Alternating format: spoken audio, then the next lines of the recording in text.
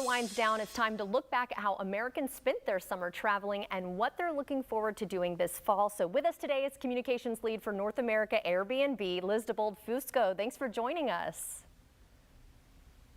Thanks so much for having me. As you can see, I'm trying to hang on to summer as long as I can. So let's talk about this. How big of an economic rebound did the summer of 2021 provide? Yeah, so when we kicked off the summer, we actually shared how after a year of isolation, consumers were eager to begin traveling again. And this summer we saw that travel they did. People were getting out of their own four walls to go seek quality time with loved ones. We saw families that were flocking to more remote destinations from big cities, trending destinations, including those near national and state parks.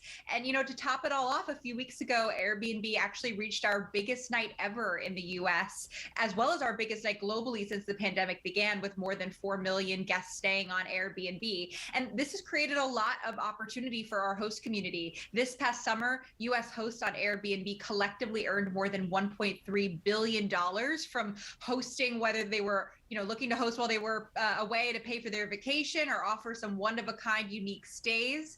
The demand this summer is actually one of the reasons why we kicked off the season by launching a new host onboarding process to make it easier than ever before to host. And we've really seen how new hosts have embraced that opportunity. I'll give you an example. One of actually the top 10 most profitable areas for new hosts, Airbnb hosts in the US in the first 6 months of the year was right here in Florida. New hosts along the South Florida Gulf Coast earned $8 million in the first half of the year. Wow. Are you seeing, I mean, we're not quite to fall yet, but getting very close. Are you seeing any travel trends for this upcoming fall? Yeah, so with summer starting to wind down and the season's beginning to change, we're seeing two big trends. Guests are planning longer stays and they're looking forward to trips to large to mid-sized cities.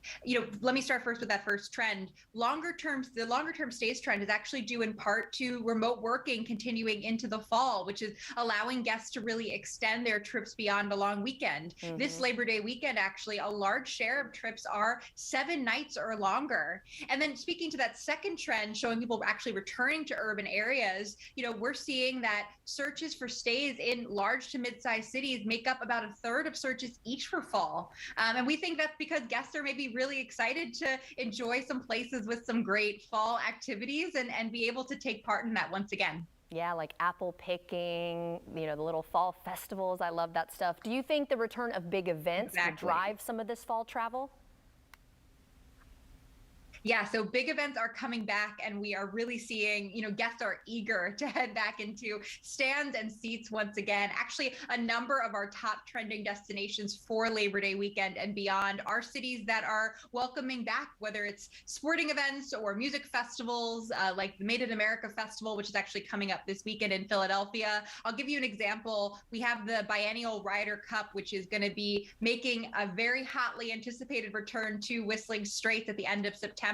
And we have seen that in the local area of Sheboygan County, Wisconsin, where the competition will take place. From June to July, searches for accommodations across the county increased by over 40%. And that's really good news for local hosts, both in near the Ryder Cup as well as around the country where big events are coming back, as it is creating additional opportunity to extend what they saw during summer travel. Okay, let's say someone wants to get out there, get an Airbnb. Where can they go for more information? Yeah, so you can always go to Airbnb.com to find some places to stay. Or if you are in a place that's going to be welcoming a big event, or maybe you're in a fall destination, you can go to Airbnb.com/host to find out how to get started as a host. All right. Well, thank you so much for your time, Liz. I can't believe we're already getting to that time of the year. Neither can I. Thanks so much for having me. Of course. And if you'd like to see this segment again or get more information, go to firstcoastliving.net.